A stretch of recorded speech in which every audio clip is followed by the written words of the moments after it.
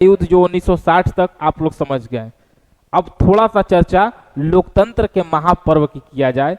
इस बार के चुनाव में कई रिकॉर्ड टूटते हुए नजर आ रहे हैं, थोड़ा सा समझ लिया जाए। बिहार विधानसभा का भी चुनाव चल रहा है।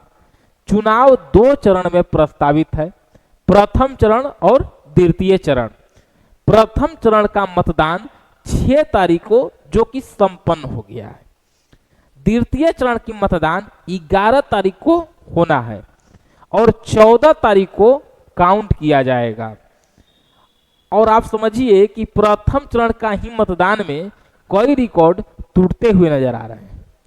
आप सभी को पता है कि बिहार को ही लोकतंत्र का जननी भी कहा जाता है और बिहार के रहने वाले एक एक व्यक्ति राजनीति को करीब से समझते हैं। देखिए, खाली समझते हैं नहीं बोले, करीब से समझते हैं। और समझते हैं हम क्यों बोल रहे हैं कि इस बार जो चुनाव हुई है, अभी प्रथम चरण का वोटिंग हुआ है, अभी द्वितीय तो 11 को होना है, यानी द्वितीय चरण।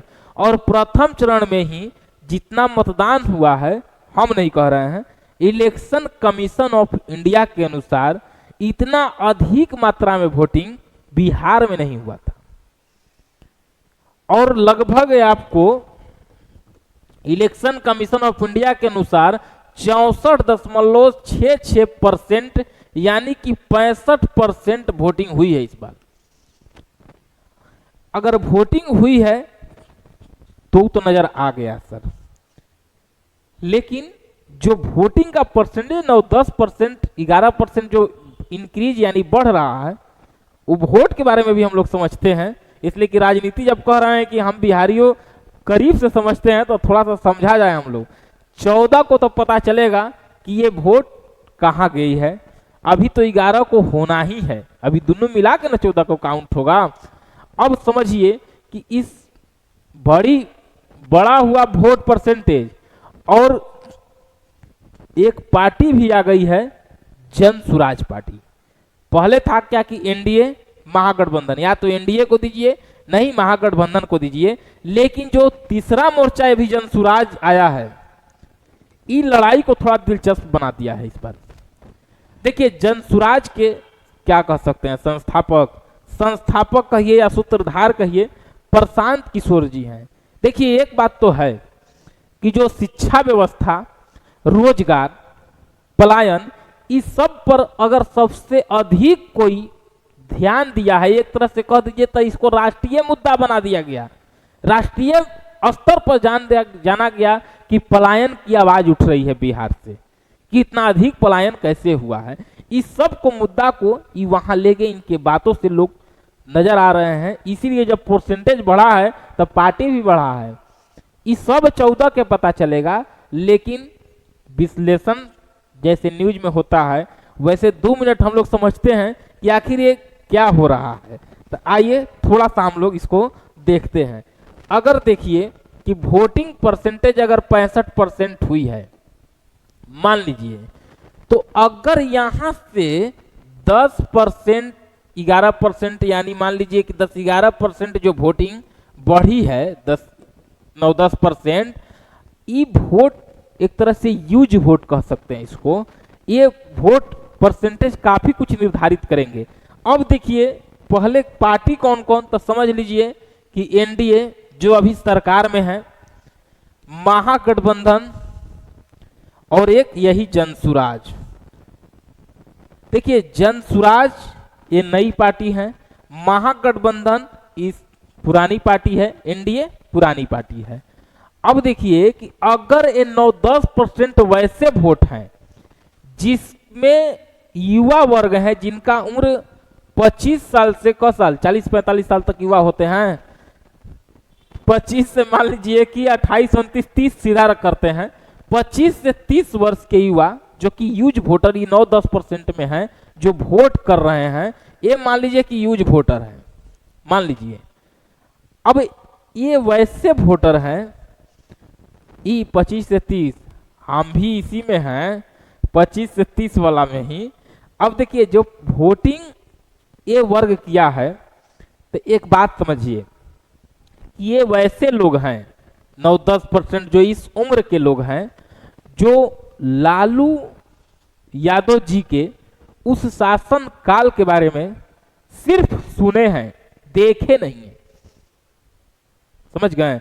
लेकिन अगर सुने हैं तो ये वोट 100% यहां डिलीवर हो संभव नहीं है। वैसे 14 को तो सब पता चलेगा, हम लोग बस एक अनुमान लगा रहे हैं, ये कहना जल्दबाजी होगा। अब समझिए कि 25 साल इनकी उम्र है और 25 साल 30 साल में इनके पास 25,000 की भी नौकरी या रोजगार इनके पास नहीं है, तो इस बात की भी हम संभावना जता सकते हैं कि यहां भी दे, ये संभव नजर नहीं आ रहा है। यानी 100% कर है, कुछ ना कुछ तो देवे करेंगे यहां भी।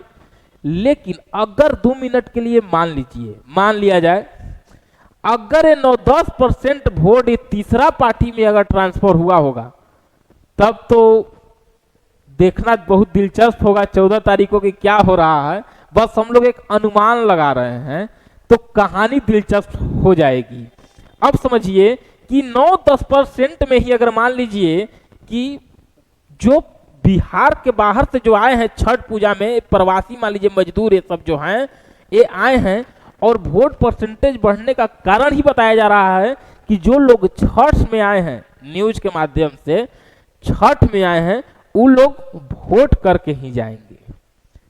और उनको एक उम्मीद अगर नजर आ रही है, समझिएगा, तो ये जो बाहर में प्रवासी सर हैं, कौन प्रवासी क्यों लिख रहे हैं, बिहारी अपने ही हैं, वो भी अपने समाज के ही लोग हैं, लेकिन वो वैसे लोग हैं जो मुंबई में मराठी नहीं बोलने के लिए पिटा रहे हैं, जलील हो रहे हैं, गुजरात पंजाब में रिक्शा चला रहे हैं, गुजरात में लोहा फैक्ट्री में काम कर रहे हैं, दिल्ली में ठेला चला रहे हैं, ये सब मजदूरी कर रहे हैं, गार्ड बने हुए हैं। वैसे लोग हैं जो 10-12 हजार के लिए ये अपने घर से छोड़िए राज्य से बाहर हैं, समझे। तो अगर ऐसे लोग, तो एक बार ये भी अरे बाहर आ रहे हैं, एनडीए सरकार लंबे समय से है, और लालू यादव जी के शासन को भी उसमें से कई लोग देखे हुए होंगे, हम लोग ई वर्गवा नहीं देखा है, सिर्फ सुना है। तो अगर मान लीजिए कि यहां भी वोट नहीं किए, और ये यहां भी अगर मान लीजिए कि बाय डिफॉल्ट मान लीजिए कि अगर ये भी वोट अगर इधर आ गया, प्रथम चरण से अभी हम लोग चर्चा कर रहे हैं, तो समझ लीजिए कि कहानी और दिलचस्प हो जाएगी। जबकि यहां पर हैं तेजस्वी यादव, इनके पास भी एक विजन नजर आ रहा है, ये भी विकास, रोजगार और पलायन की बात कर रहे हैं। और यहां पर है प्रशांत किशोर, प्रशांत किशोर यहां भी पलायन, शिक्षा व्यवस्था और रोजगार की बात हम तो कहिए दिए कि राष्ट्रीय स्तर पर एक तरह से ये मुद्दा इस बार गूंज रही है। पलायन की सबसे बड़ी समस्या बिहार की है पलायन, ये बात सच्चाई भी है, इसमें कहीं कोई दिक्कत नहीं होनी चाहिए। अब यहाँ एनडीए, यहाँ है हम लोग के गार्जियन नीतीश कुमार जी, जो लंबे समय से मुख्यमंत्री हैं 2005 से ही, समझ गए। अब यहाँ पर जब इस तरीके से अगर मान लीजिए बाय डिफॉल्ट ही अगर ये दोनों वोट यहाँ ट्रांसफर हुआ, तब फिर 14 तारीख को देखना होगा कि कहाँ क्या हो रहा है। ये बात समझ गए। अब देखिए, समझ गए इतना बात, अब बाकी 14 के पता चलेगा।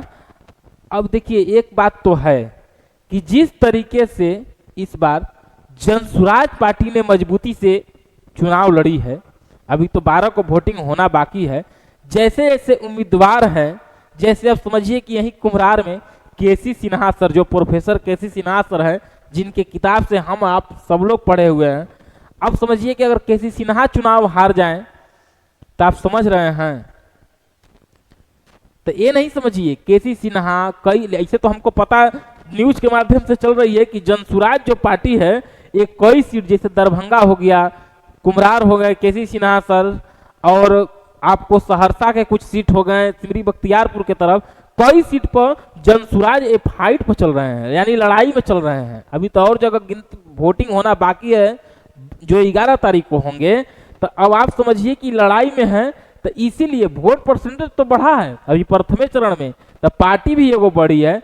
मुख्यमंत्री कौन होंगे अब 14 तारीख को पता चलेगा। नीतीश कुमार जी के साथ ही बिहार आगे बढ़ेगा या तेजस्वी यादव या प्रशांत किशोर, यहाँ से किसके पास बिहार का नेतृत्व करने लोग जाएंगे। अब देखिए थोड़ा सा बात नीतीश कुमार जी पर भी होनी चाहिए। देखिए व्यक्तिगत तौर पे मैं नीतीश कुमार का सबसे बड़ा प्रशंसक था। अब समझिए कि नीतीश कुमार जी को जहां से बिहार मिली थी, जैसा हम लोग सुनते हैं लालू प्रसाद यादव जी के उस दौर को, तो वहां से नीतीश कुमार जी ने एक नया बिहार बनाया है। और इस नए बिहार में सड़क मार्ग हो गए या आपको बिजली हो गए, ये सभी चीज जो सुधरे या थोड़ा सा विधि व्यवस्था जो सुधरी, ये सब नीतीश कुमार जी इसको सुधारें, ये बात कहने में किसी को संकोच नहीं होना चाहिए।